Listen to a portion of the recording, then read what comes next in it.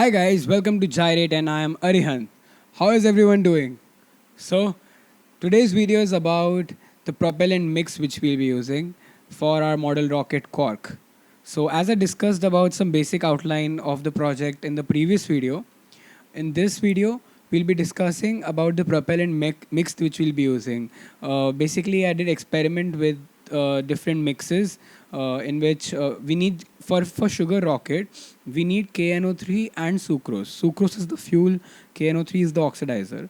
So we need to have a ratio of both of them, like for example 50-50, 60-40, 65 is to 35. So there are many ratios which can be like possible, but which ratio is the best, that can be only checked with the help of some experiments. So I conducted some experiments in which I took ratios such as 50-50. I took one ratio as 65 is to 35. I took one ratio of 65 is to 35. Instead of KNO3, I used potassium permanganate.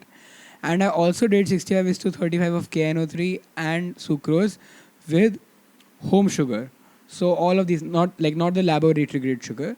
So all of these experiments I performed, and I got to know which one is the best mix to use. So firstly, I took some KNO3, like for the 50-50 mix. I took 5 grams of KNO3 and 5 grams of sucrose. Okay, and then I mixed that properly, thoroughly. I beated up the sugar previously, only like before mixing I beated the sugar to like make it a fine powder, and then I mixed everything up, and then after that I put it in a line, and then I will burn it. I burnt it. So that's 50-50 mix, how it works. And as you can see in the 50-50 mix, that the thing which is like most observed is that it takes a little time to catch fire, and also it releases a lot of waste. That means a rock, like that means the fuel is not getting burned properly. That means we are not getting perfect amount of oxygen to burn that amount of sucrose. So that means the 50s to 50 ratio is not correct, because 50% is the less oxygen, like it is providing less oxygen for proper combustion of sucrose. So that's why I think that let's like go forward with other experiments, because if the fuel is not burned properly, first thing energy is wasted, second thing we are not burning the correct amount of fuel, so still we are having some weight, like burnt weight in our rocket, so we don't want that to happen. So the next which I took is 65 is to 35 ratio with laboratory grade KNO3 and laboratory grade sucrose. The previous one was also with both laboratory grade. So this was done. So in this, as you can see, I took around 6.5 grams of KNO3 and I took 3.5 grams of sucrose. And then when I mix these up properly after beating, and one more thing, don't beat anything. Like don't beat the mixed propellant with anything, because it can explode. I would also like to say that please handle these chemicals with care. If you have ever worked with chemicals, if you know how to use safely, like if you have ever done some chemistry work and you're confident, you are an adult, you're not a child or someone, then only please go forward if you're following this. But I would recommend, don't follow me whatever I'm doing here with the chemicals, because I know what I'm doing and I have done sufficient practice for it. So going forward with the video, so the next thing which we did was, after mixing we burnt it up in a line and we compared the times. So now, as this is burnt, you can see on your screen that the 65 is to 35 ratio is a better ratio, because it leaves less residual, it burns more quickly, hence it is a better fuel than 50s to 50 ratio. Next, what I did, I thought, why not use potassium permanganate? See, potassium nitrate is KNO3. KNO3 has 3 molecules of oxygen, but potassium permanganate has manganese as well as 4 molecules of oxygen. So I thought, why not use it? Because you get a metal also for burning, you get more oxidizer also.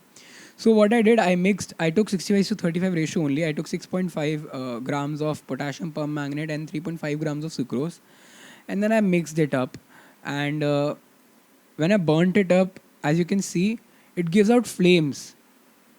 and it gives out flames. Other than that, it doesn't burn properly, which shows that potassium permanganate is not correct, because we don't want high flames and all. We want high pressure gases to come out. We are not interested in the flames. Flames are just a byproduct, because in a fuel, in a propellant, the main thing which we want is gases. So that's why I rejected KMNO4, because it is not correct for this. The next thing which I did, as I told earlier, I took 65 is to 35 ratio of the laboratory grade KNO3, but the sugar was the house sugar, so I beat it up and I made it like a powder, and then I took 65 to 35 ratio. So finally, what I got was that there wasn't much difference in the laboratory grade sucrose and this sucrose. But what I think is that for proper launches and all, we should use the laboratory grade one, because we can predict it more better, because there's less chance of impurities in it. But at the same time, I would also say that you can also use the house sugar. It doesn't matter much unless you're doing it on a big scale. So as of now, we can go with any of the mixes, like the 65 to 35, either the mix which is having laboratory grade sugar, or the one which is having house sugar. Both the mixes will work perfectly fine. And my observations also align with Naka's fuel mix theory, in which he gave the sugar rocket theory, in which he said that 65 is to 35 would be the perfect mix. So this experiment aligns with that, which shows that we have conducted everything correctly, and hence we will use 65 to 35 ratio for our this project. Now, like, few things I would like to also tell. You should not put KMNO4 in sucrose. It was the worst thing I did. Like, I cannot tell you, I was mixing up the fuel and it ignited. It's like that bad. I cannot predict anything. It flames start coming out. So I would say, do something if you know, because as I said, I tried something, it didn't work, and it's bad. You'll see, as you saw, it's not that good to see that. I thought my camera would get fire. It was that big fire around the fuel.